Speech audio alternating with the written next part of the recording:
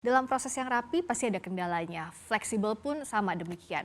Maka dari itu kritik pun kan tidak terhindarkan. Ada banyak kritik muncul dari berbagai lapisan masyarakat, tidak bahas orang per orang, tapi kritik itu kan muncul dari juga kepedulian atau care terhadap apa yang jadi ekspektasi masyarakat. Pemerintah tuh menanggapi kritik yang datang seperti apa sih? Apakah defensif bahwa merasa ini sudah dilakukan semaksimal mungkin? Apa membuka keran kritik itu dan bagaimana kalaupun iya? Pada dasarnya sih saya tumbuh terlibat dalam politik di era demokrasi ya.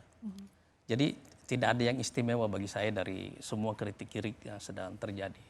Di era Pak Ibu Megawati kritik seperti itu kencang, di era Pak SBY juga sama kencengnya, di era Pak Jokowi juga sama kencengnya, sekarang juga sama kencengnya. Tidak ada hal yang terlalu istimewa dan menurut saya itu menandakan bahwa sistem demokrasi kita bekerja dengan baik. Itu maknanya bahwa kalau Anda melihat misalnya dalam 2 hari terakhir ini 4 orang anggota kabinet misalnya ditahan, ya kan? Ya.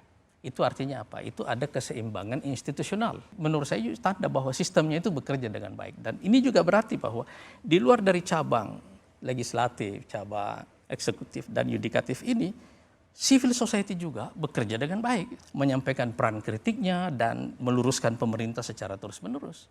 Itu pertanda bagus menurut saya gitu loh. Dan bagaimana agar substansi kritiknya ini betul-betul didengarkan pemerintah, bukan fokus pada caranya tidak sopan, caranya tidak sesuai etika. Nah, bagaimana mendudukan ini agar memang substansinya diserap, civil society didengarkan, dan diplomasi juga berjalan dengan baik? Kan pada dasarnya kita juga tunduk kepada basis kultural kita sendiri.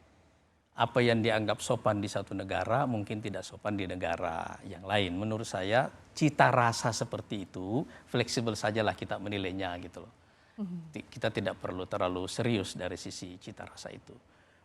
Tapi secara umum overall dalam perspektif, kalau kita dalam perspektif kenegaraan, dalam perspektif sistem, ini menandakan bahwa demokrasi kita itu berjalan dengan baik. Iya kan? Ada orang mengkritik terbuka presiden dan seterusnya, menghina dan seterusnya dan seperti itu. Ya. Sehat seperti itu. Pasti ada yang sisi emosi yang kalau kita anggap ya tidak sopan juga ya kayak begitu. Ada orang yang memandang seperti itu dan seterusnya. Ya. Tapi ya itulah masyarakat itu. Iya kan? Dan itulah fungsi check and balances. Iya itu fungsi check and balances seperti itu. Gitu.